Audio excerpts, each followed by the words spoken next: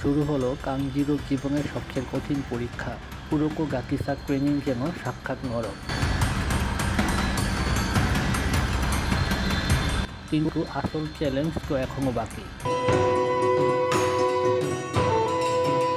কুরোকো গাকিসা তাকে একটি অসম্ভব কাজ দিলেন। এই বিশাল পাথরটি তালোয়ার দিয়ে কাটতে হবে।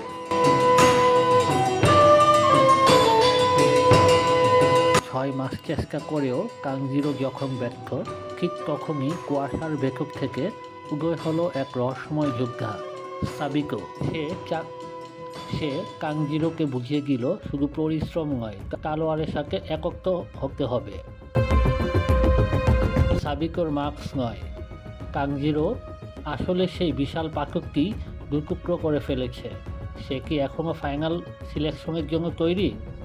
বন্ধুরা, পরবর্তী পর্ব দেখার জন্য অবশ্যই ফলো, লাইক, শেয়ার, কমেন্ট করে পাশে থাকুন। ধন্যবাদ।